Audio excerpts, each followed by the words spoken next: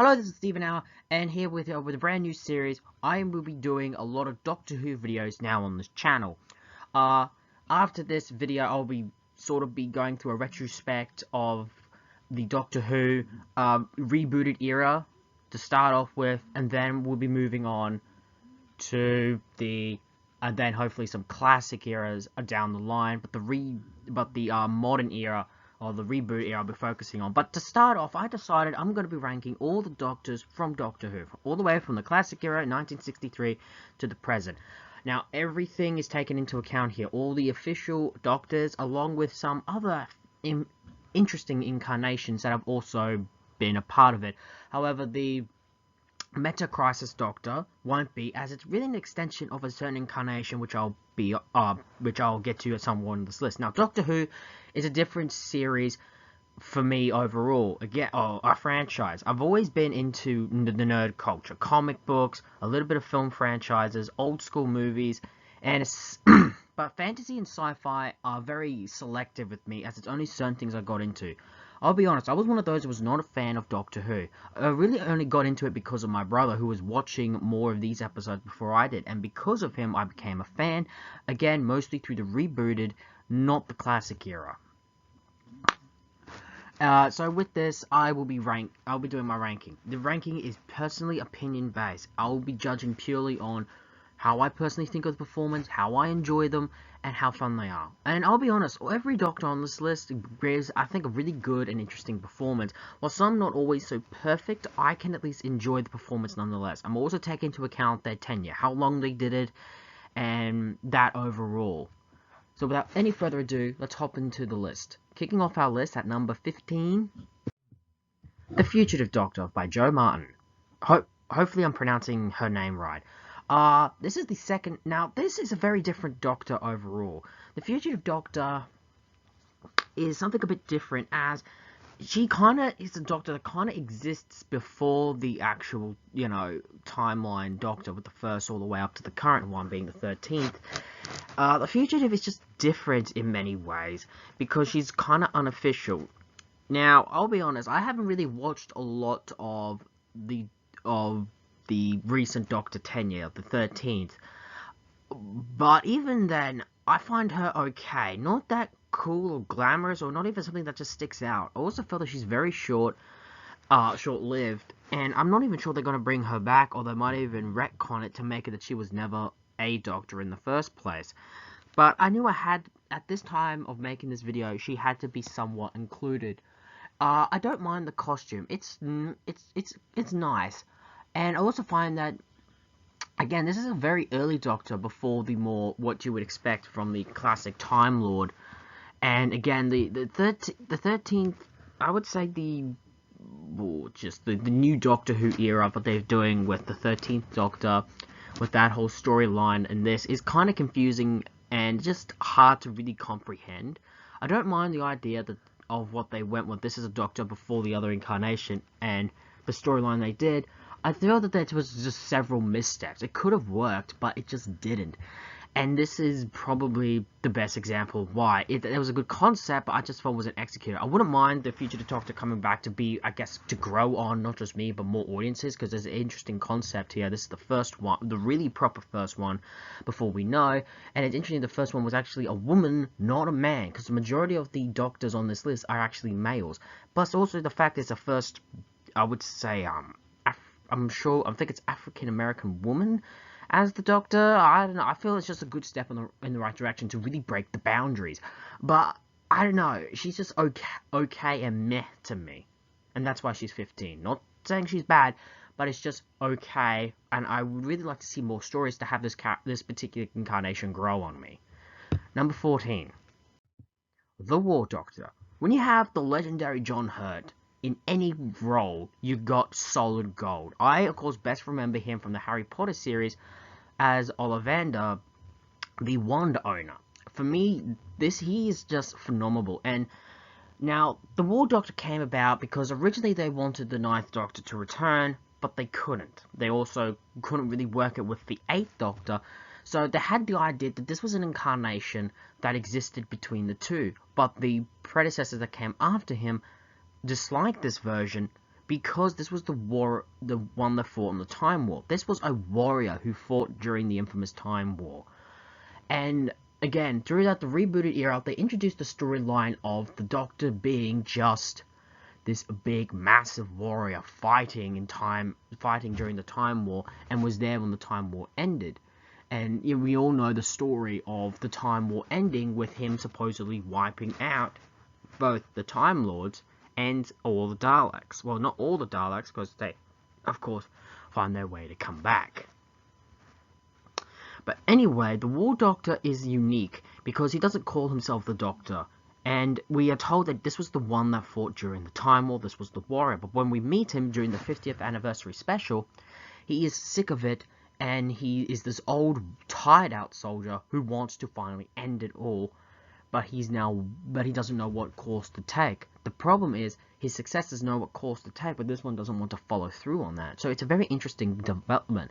I like the costume also. It's a blend between the one that he preceded, but also the one he's about to become, the ninth. So it kind of has a blend of the two, but also have this all warrior type. Again, he's old and he's aged a bit, clearly saying that he's clearly been in the Time War for a very long time, and it's definitely had its toll on him.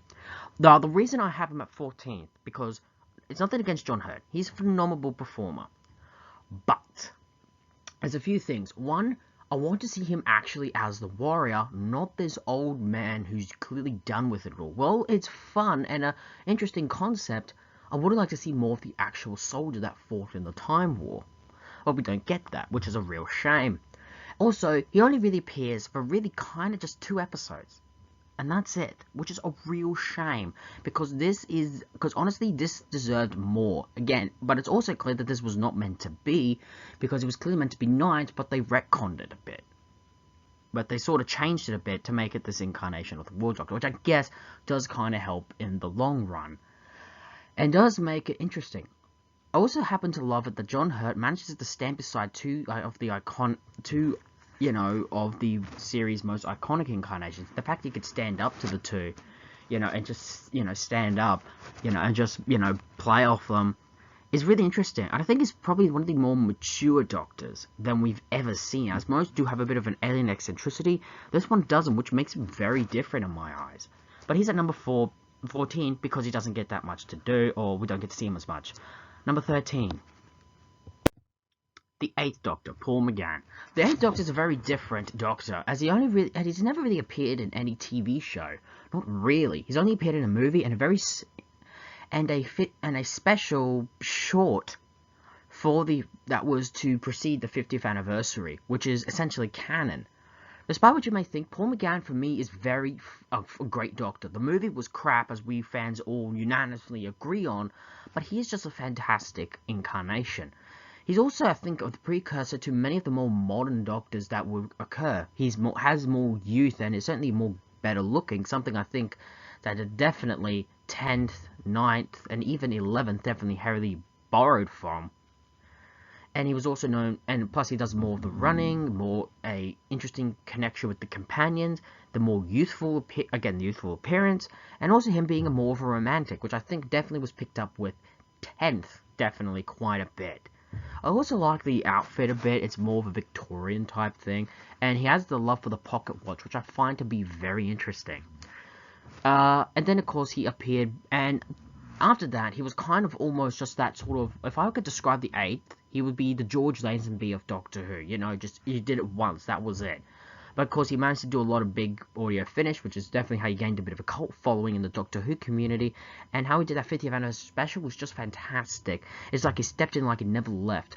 I really wish that they could bring 8th back in the modern Doctor Who era in an actual episode, and make it that he regularly appear, because honestly this is just a Doctor I just want to see appear more and more and more, in live action, and less in anything else. Because honestly, for me, the movie just doesn't do this incarnation justice, and Paul McGann absolutely owns it. He deserves to get more recognition in modern Doctor Who, and especially with a more modern audience, rather than having this, small majority that know him. It's a real shame. He's at number 13 because he doesn't do that much. He doesn't appear that much. Anyway, number 12. and I'm gonna get some flack for this, but number 12 goes to the Sixth Doctor, Colin Baker.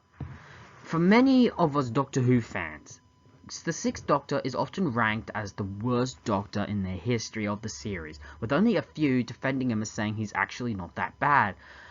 And clearly, I put him above, clearly, two Doctors that really would be ahead of this guy, when really he should be behind. Now, let me explain. Yes, the outfit is very colourful and very ghastly and very just eye-rolling.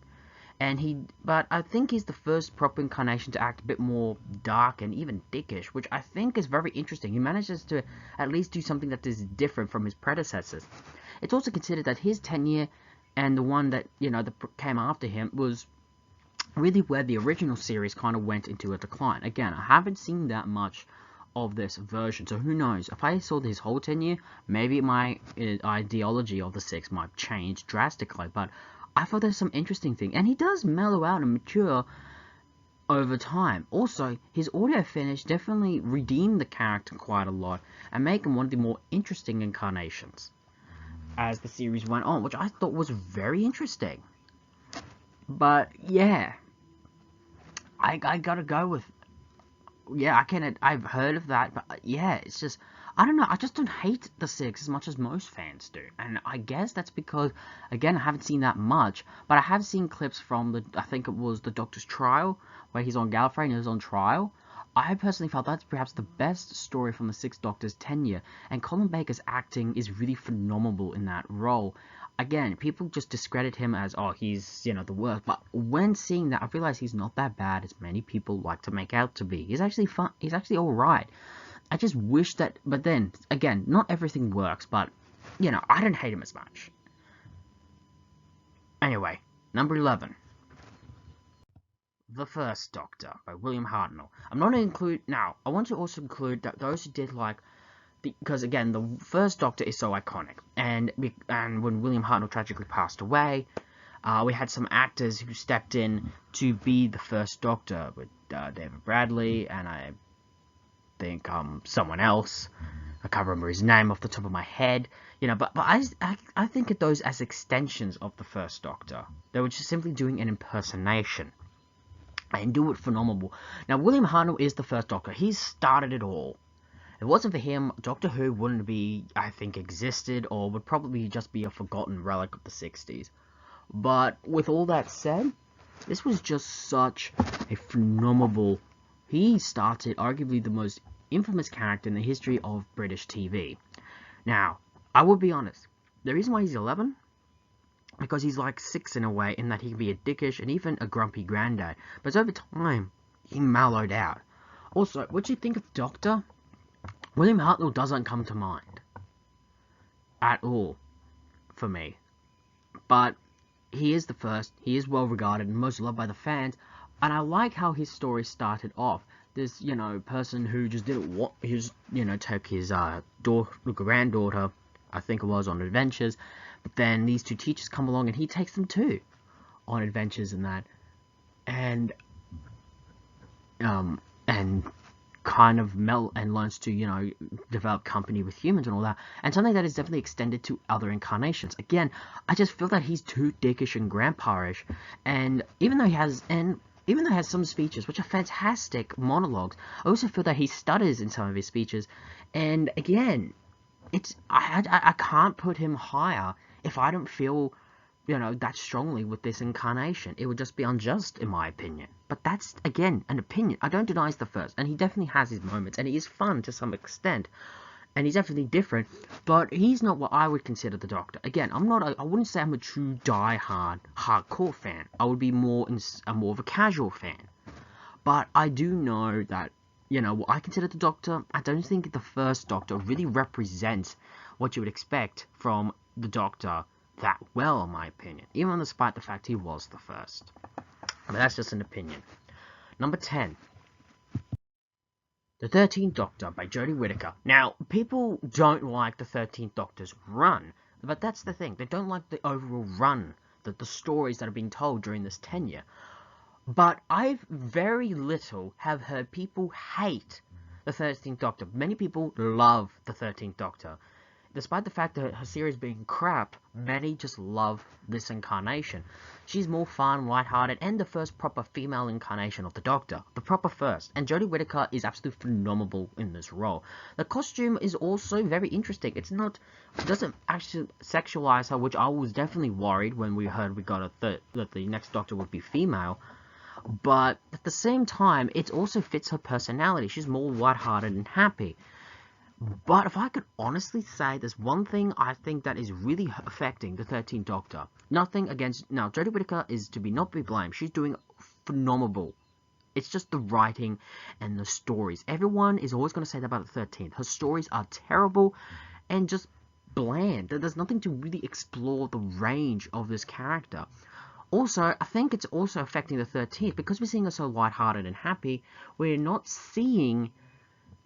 of moments that would really push her character to go in darker territories, which I think is a real shame that the writers aren't doing that. I also would admit one thing I would like from the 13th is a bit of fan service. Come on, you got the series' first female incarnation. Not only is it good stories, but come on, just tease the audience a bit with the fact this is a woman. Just do us a little bit of fan service. But again, I probably don't. They want to do that because the thing that the BBC don't want to over sexualized. But mate, you got a 13th Doctor. Just do a little tease at least. And honestly, yeah, the 13th is fun. She's definitely made an impression on me, and it's definitely in my top 10 of best Doctors. Despite what I feel personally about her run, I feel that Jodie Whittaker is not the problem, but she's the only reason I guess most fans are even remotely considering on watching her tenure. Jodie Whittaker is the 13th Doctor, and she does it well. Number 9. The 7th Doctor, Sylvester McCoy. After the 6th Doctor's tenure, the 7th Doctor was kind of roped in to be more lighthearted, and if I could describe the 7th Doctor at first, being a throwback, I say, to the second incarnation, but being more lighthearted and even silly. Hell, the one thing I've always loved about the 7th Doctor immediately from the get-go was the wardrobe he wore. I just like it. I don't know why, but I just find it so colourful, and it's also a little bit serious. And the umbrella with the question mark thing is, again, really funny. Again, but if anything could really describe the 7th Doctor's tenure was being the cheap budget slashed, the budget slashed, and as a result we got very weak and really uninventive and uncreative stories. Eventually, this would lead to, the 7th Doctor, starting out being silly, to become more dark, mischievous, and more scheming-like, constantly trying to think of ways to outsmart everyone. And when you think of that with the Doctor, it all came from the 7th incarnation of what they did. And I personally felt that Sylvester McCoy honestly nailed that aspect well. But like, I would say, some incarnations of the Doctors, I would say with 6 and 1, it took me a while for me to click with them, but I would admit, at least when I saw 7th, I immediately loved him from the get-go. But he's above 10, not 10, sorry, above the 13th, purely based on, because they were willing to stretch this Doctor to be dark and serious, dark and more scheming-like, rather than, just having 13 still being just being lighthearted and funny. And honestly, I think if I could, and that's what I think really describes the 7th Doctor very well. And I love that aspect of him very much as we go on.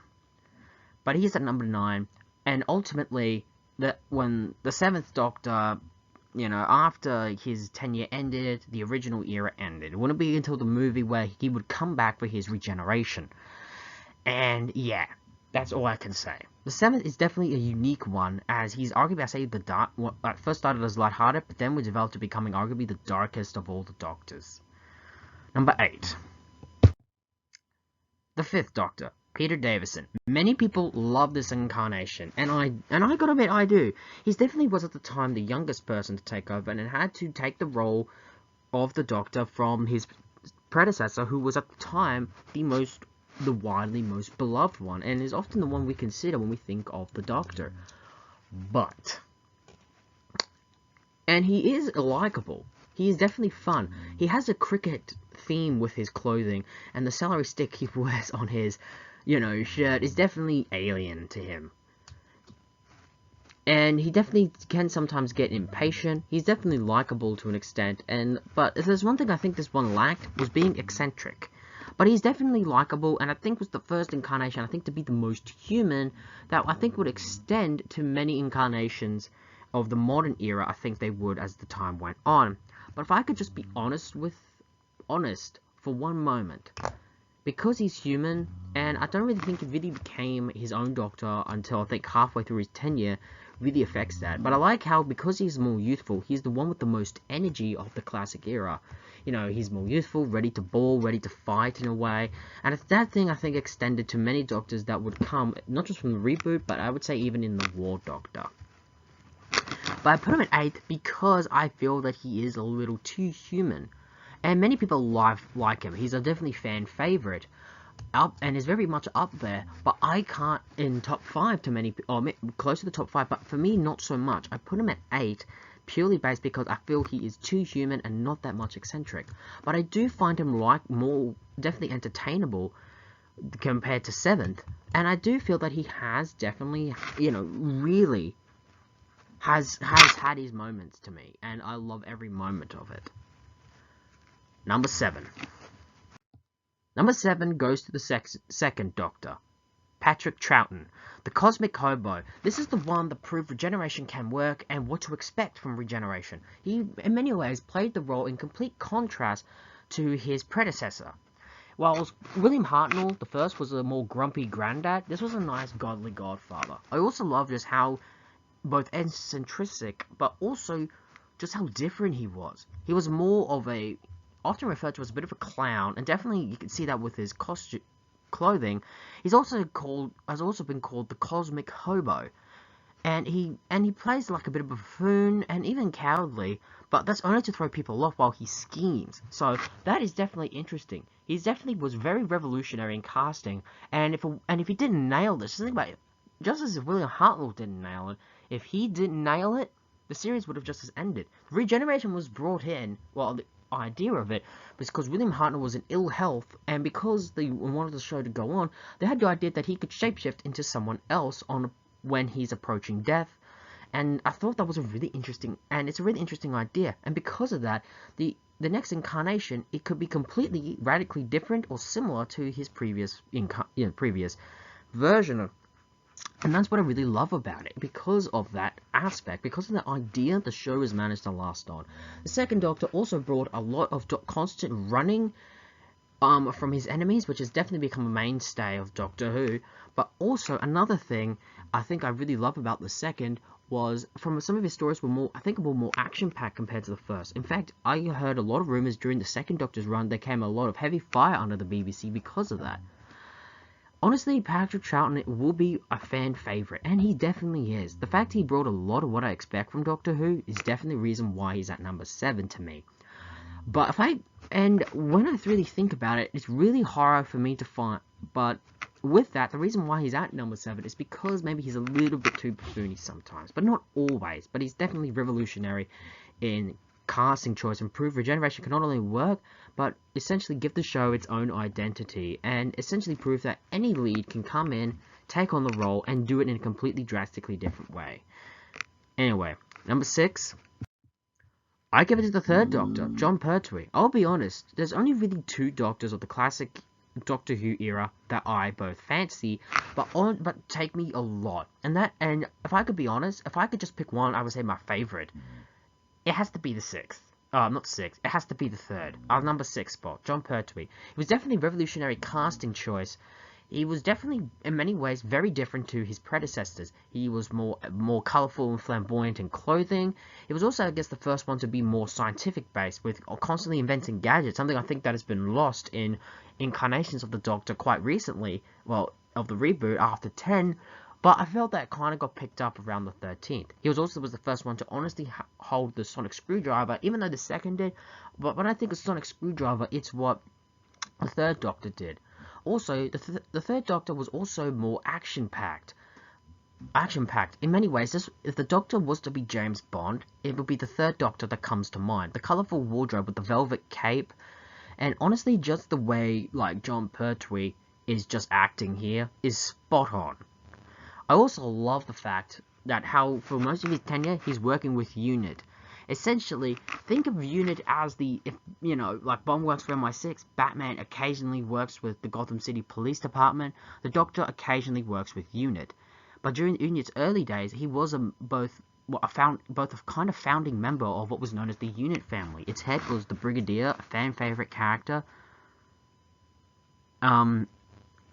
And he was like the scientific unit advisors, and during his tenure, some iconic Doctor Who villains were established during this tenure.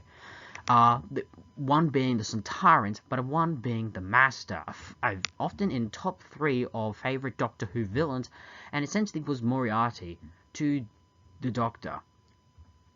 I also find it interesting that it's established that the two have both a history and even a friendship, and I think that mostly extends because the person playing the Master at the time was best friends with John Hurt behind the scenes. Many people not really a fan of this Doctor because they feel he's too action hero-like, but I love it because of that. He is different. He doesn't follow any blueprint to what you would expect the Doctor to be. Again, they're still trying to figure out who the Doctor was. He was definitely more flamboyant, more colourful, and had charisma. And if anyone describes charisma out of all the Doctors, it goes to the third one, in my mind. For me, the third Doctor is probably my favourite of the classic era, but I put him at 6 because, honestly, there are a lot of fan favourites I had to put above him because A, they're my favourites, and B, when you think of classic Doctor Who, there's one that really solidifies as both who's the classic Doctor, but also who many people would even consider is the Doctor in general. But that's just my opinion. Number 5. The Ninth Doctor, Christopher Eccleston. Now, this Doctor Who had been off the series for a long time, so when it got rebooted in 2005, Christopher Eccleston was casted in the role of the Doctor. He had to bring the series back after essentially what had essentially been a decade off television. Though it had a movie, didn't work out, we've already explained that. He had to do that. He had to reboot an era, but also gain the love of the fans. He managed to do that nearly instantly. He's definitely not your typical Doctor. First off, he doesn't dress colourful or even alien-like, but more, if I could describe, normal in many ways. But he mostly wore the leather jacket. He had a northern accent. But it's also different because this one came after the Time War. And this incarnation felt that he destroyed 2 entire races. He acted all silly and goofy sometimes, but not huge to the point it got boring or even cringeworthy, but was mostly due to the fact to hide his darker nature. This was an incarnation that was scared of the darkness that was hiding within him. And he pulls it off instantly. But sadly, unlike other Doctors, this one only lasted for 1 series. But if I could be honest, his series had, honestly, I think was a good story for this incarnation. He only just had a beginning and an end. I wouldn't mind him being brought back, but because of Christopher Eccleston having, I guess, some quarrels with Doctor Who behind the scenes, probably won't. I think he's done a few audiobooks, but I doubt he would come back maybe for any episode. Honestly, he was definitely unique. He brought the series back, but because he didn't last for that long, he only did 1 series, he's both remembered but also forgotten. Not that well known. Because of that, many wish he could have stuck for a 2nd series, but honestly, when rewatching, I thought it was good only did 1 series. Because, his first season or series was consistently good and brought the series back from extinction. And honestly, because of that, Doctor Who wouldn't be what it is if it wasn't for Eccleston. The Ninth Doctor is definitely in my top 5 because he doesn't dress very colourful or even silly, normal, and honestly, Eccleston just does a completely unique incarnation. And honestly, I think if it wasn't for war, I would imagine this would have been the one that fought during the Time War. But it didn't happen, and he has both his moments, and if I could describe him, he was fantastic. Number 4. The 11th Doctor, Matt Smith. I think Doctor Who gained huge popularity during the Matt Smith era, gaining an audience really in America more than his predecessor. He is the youngest person to take on the role. And if I could think this one, his incarnation managed to do before, I think better than 10th and 9th. He brought the alienness of the Doctor back, which I felt was long missed. He managed to steal hearts almost instantly. The fact that he was more if you could describe 11th, he was a child in a grown man's body. He was essentially a grown man in a child's body who just wants to act all childish again. But he's on the verge of his last regeneration, on his last life, at least at the time. The bow tie he's thinking is cool, the fez he thinks is cool. In many ways, he managed to establish his take, and I heard Matt Smith was very worried about taking on the role because he didn't want to get compared to David Tennant, or the 10th Doctor, who was very hugely popular at the time. He managed to make most of the role his own. He managed to become, in many people's eyes, their favourite Doctor, but he just had a look that was his own and made it work. And honestly, the fact that he's more childlike and just, it was alien-like, I think that can describe 11th. He brought that aspect back of the rebooted or / modern era, and honestly just did that phenomenally well. Number 3 spot goes to the 10th Doctor, David Tennant. There's also the and when I said before there was the Metacritic Doctor, it was pretty much an extension of him. I'll be honest, for a long time, if I were to say who was my favourite, it would have been the 10th, for quite a while, again. And it was easy to see why. If I was wanting to describe 10th, he was the cool Doctor. He wore this pinstripe suit with the comfort sneakers, the trench coat, and the often spiky hair. Honestly, David Tennant was one of the 2 actors of the show, or actors who played the Doctor, were huge fans of it as a kid and were living their childhood dream of playing it. They managed to make the role their own. Tennant is often considered the quintessential Doctor for the modern era, and is the Doctor of the modern era. Honestly, David Tennant could pull off everything, from the silliness to the human aspect, the eccentricities, but also the emotional range. Tennant is a phenomenal actor, and again, Tennant is just like another Doctor also appeared in Harry Potter. He played Barty Crouch Jr. in the Goblet of Fire. Even though there was a small role in that film, he still made an impression on me. But for me, him as the 10th Doctor will be his crowning role. He could do any other role. True, he can do what was that, like a demon in Good Omens. He can play Kilgrave and Jessica Jones, which is a phenomenal role. Him and Broadchurch, but Doctor Who will always be, I think, the role he'll be forever associated with. Because of him, I think the series enjoyed huge popularity in its native country and really showed that Doctor Who was back, and David Tennant was, I think, the quintessential reason as to why it enjoyed its huge success, I guess, during Matt Smith's and David Tennant's run. But I will be honest, there's some things I think but the reason why he's gone down in recent lists, because I realized because I agreed to like another Doctor, and B, because there was one Doctor who I agree was the quintessential Doctor from the classic run that I think deserved the number 2 spot. But if I could describe one fault with Tennant's Doctor, is that this version of the character has one thing: vanity. Because he's the cool looking Doctor, and he definitely became a bit of the leading man during his run, but as a result he was kissing a lot, which I guess they kind of poked fun at in the 50th anniversary where he teamed up with his successor. But also, because of his vanity issues, it resulted in him on purposely wasting every generation for him not wanting to change, something that I thought was out of character for any Doctor to do. And also him not wanting to die. It's different. We never had a Doctor who questioned the idea of regeneration. He's questioning to die, but he accepts it in the end because he knows to save one life.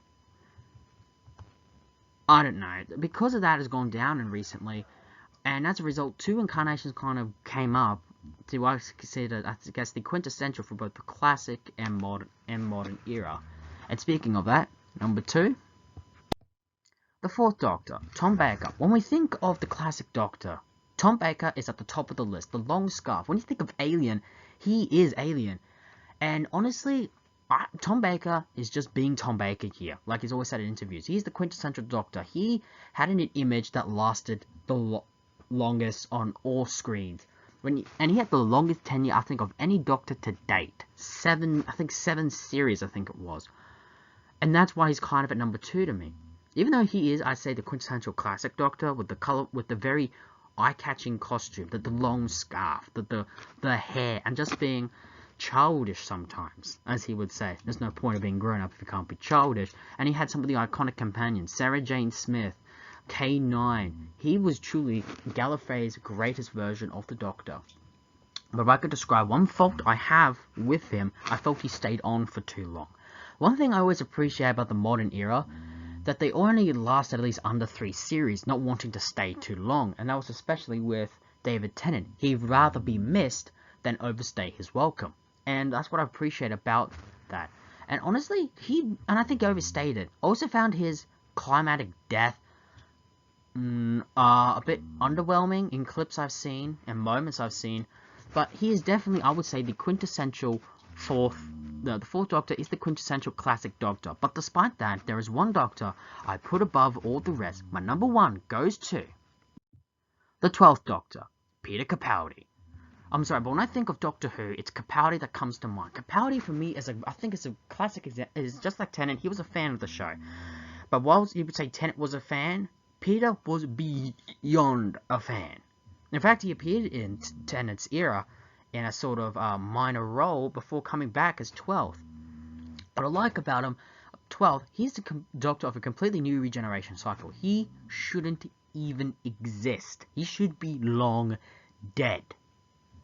And he kind of goes, and if I could describe him, what makes this Doctor different to any other, which I'm afraid that I don't think much Doctors had a chance to, was he eventually, as over time, this version of the character was continually evolving. Again, in his first series, he was more grumpy, almost granddad-like, but that made sense. Almost imagine William Hartnell, but if it was a bit more alien. That's what you get, what he was in his first series. But as the second series went on, he was refining what it meant to be the Doctor. First, he was always asking if he was a good man in his first series.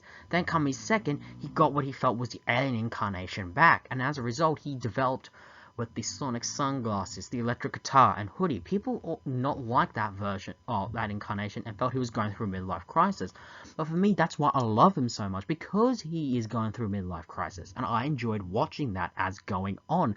Also, his coat with the red wine velvet within it was clearly a throwback to Jon Pertwee. In fact, for me, Peter is a combination of William Hartnell and Jon Pertwee. But by the time he got his third series, he had a nice medium. And I thought, what I love about it is this character was constantly evolving. The stories was having this incarnation evolve to becoming what his incarnation should be. He has reminiscent of what he was in the first series and reminiscent of what he was in the second series, to get a good, perfect balance in the third series, where he'd go from wearing what you would see, and then occasionally wearing his hoodie. And I think that the episode, The Doctor Falls, is really fantastic. And I think one thing Capaldi has that I think no other Doctors ever had was he was fantastic with speeches. He could just encompassate and just grab your attention with his speeches and his monologues. He was fantastic. Just like Tennant, you could tell this guy was living his childhood dream. He owned the role, and for me, 12 is the quintessential Doctor Who. Or, as Tom Baker once put it, you may be a Doctor, but for me, Peter was the Doctor. There we have it. That was my ranking of all the Doctors from Doctor Who. Do you agree with this list? Do you have your own opinions? Who do you think is the best? Who do you think is the worst? Please put your list down in the comments. And until the next time, this has been the Stephen Hour, and I hope you enjoy this content, and I hope to see you next time in more videos on this channel. Until then, have a good day.